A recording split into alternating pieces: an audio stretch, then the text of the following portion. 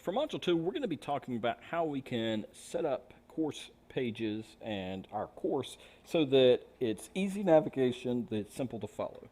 And I found it's always best to use visual buttons on the home page, and you can even use them for modules or anywhere else in the course. It's a great way to focus students in on exactly what they need to do. So it also looks very user-friendly because visual buttons mean a lot more than just words on a page. Also, we're going to talk about how we can set this navigation exactly the way we want it, even if it's going to external sites. So let's first start with buttons. Within this course, I've put in here some editable templates that you can use. Feel free to use your own. If you already have something to create buttons, use that by all means. But I've put in here two things: a course button, and this actually makes you a copy so that you can pull it up in Google Drawings, which means it'll work from a Chromebook or it'll work from a laptop, doesn't matter. So there's my course button. Let me go back. And then the course banner. So the course banner is going to be what students see at the top. Typically, we would have the course name. So let me just start with this. The course banner is going to be probably the largest thing on the page, since we're talking about, let me go back to this, we're talking about that's the banner itself. So that's this part that you see right here, the Canvas teacher training banner that you see. That takes up more space on the page than these buttons. That tells me what course I'm in. Now, you don't have to include a banner. You can just have the name of the course up here, because that will automatically be there for your page name. But I found it goes a long way to kind of taking up white space that makes it feel like it's almost not a full course whenever it doesn't have a banner there. I think this will come down to your personal opinion of it, though. You can feel free to include a banner or not, but definitely having these buttons are essential to helping students get to where they want to go fast. Let me just first talk about the banner. The editable banner, I can just change to whatever I need it to. And once it's set up, I really don't have to do this again, as long as I'm using the same course content or any of that. I can always go back to my Google Drawing and change that to 5th grade math or 3rd grade math or even 4th grade reading. It doesn't matter.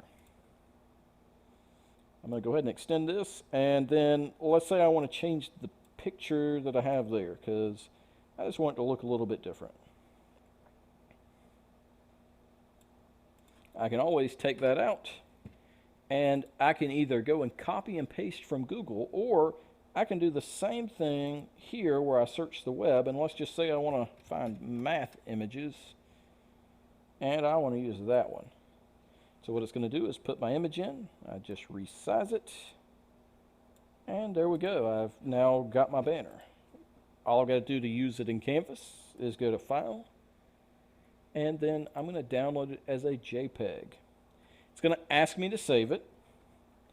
I recommend using Google Drive. It works out really good to use Google Drive. I've actually already got one for math, but I'm just going to save over this. Okay, I've got my course banner. And now let me go and just have this course button. Let's say I wanted to call this units. And I'm going to do the same thing. I don't want to use that image that was on that button. I want to, you can either upload from your computer, or I'm just going to search for math again. And then I'm going to pull this picture in, resize it, and I'm good to go. I'm going to download this as a JPEG. It remembers the folder I was working in, so I'm just going to say that this button is units. Now, I'm going to go through kind of how this works within a page. What I'm going to do is start from scratch. So what I did was I created a page within Canvas. Now, if you look below, you'll see where you can find Canvas guides on how to do this, and then I also have a video on how to create a page. Pretty simple, but I have this page, and I know I'm going to use this for my home page, so I named it home page. It will be helpful to name it home page or something so that you know exactly what page you're talking about. Now, I'm going to add in a table first. And the reason for this is because a table will always stay formatted no matter what device I'm using. So it's kind of old school web editing where things were in invisible tables, but they stayed where they were no matter what size the screen was. I've found that having 3 columns across works really good for sizing within Canvas. It tends to hold its aspect ratio really well.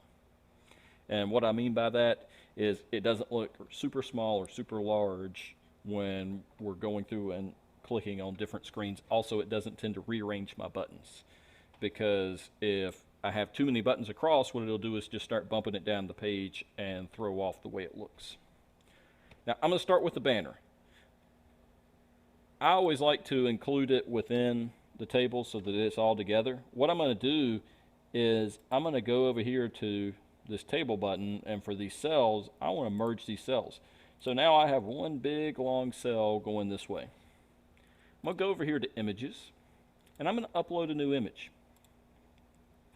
And when I do that, it will take me over to my folder since I just used it, and I'm going to double click. I'm going to type in exactly what it says. And done. Now I have my banner. All I'm going to do is resize a little bit, or just center it, and I'm good to go. So the banner should be an appropriate size. If you need to, you can always click in here to make it bigger or smaller or change the sizing, but this should be an appropriate size to use for Canvas. Now, the next thing I'm going to do is I'm going to make sure I'm in the cell here, and I'm going to upload another image. This time it's my button. So I know I called that one units, and I'm going to upload. I'm going to center it, and now I have my one button and I have my 4th grade math banner. And that's essentially all there is to it, to creating these buttons. So that gives you the visual element. So let me just go and save this, because I know the next thing that's going to come up is I want to get rid of those lines. I don't like those table lines. They just look terrible. So I'm going to show you real quick. We're just going to go in and edit, and all I need to do is make sure I've got these little squares in the corner of my table. Go to my table button, table properties, and here we go, a border. We're just going to put that as 0. And OK. And now my border has gone away. I can also resize this as I need to using these same things. So you'll notice my spacing was really close in there, but now when I hit save, it's fixed that so that it doesn't appear kind of like it's so close to there. So I can alter that as I need to. I can kind of move things around. But that's essentially how we can create the visual elements. Now, here's the easy part. Let's say I wanted that to go to modules. If there was a specific module I needed it to go to, I could open up my modules button on this side and go ahead and add it. Now, this course navigation also is very handy, because let's say I want it to go to the course navigation for modules, so it shows all of them.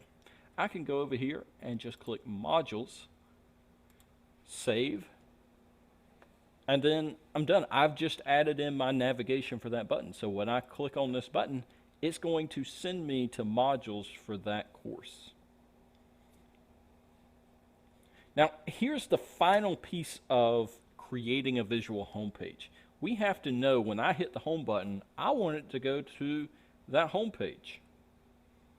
So what I need to do is I need to set a front page. In order to do that, I'm just going to go to pages. Currently, this is my front page. It tells me. It takes me here first. I'm going to reset this though. I'm going to go to view all pages, and I'm going to go through and find my home page that I created. And right here it is. That's why it was helpful to name it home page. I'm going to click the 3 dots, and there it is. Use as front page. Now that we've done that, now I'm ready to go and set that as my home page. We just go over here to the right hand side and we choose a home page, and I want it to be my front page. I hit save, and now that visual page that I created shows up first. So that's quickly how you can go through and create these visual pages. With a little bit of practice, this goes pretty fast. It also helps to plan this ahead of time so that you know exactly what buttons you're going to be putting in.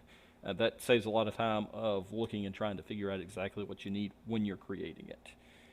Now, this e-lesson is going to be broken up into a second part, and the other part is going to talk about the sidebar navigation. So whenever you're ready, go on to that next video, because it's really going to deal with the second part of organizing this course to make it user-friendly.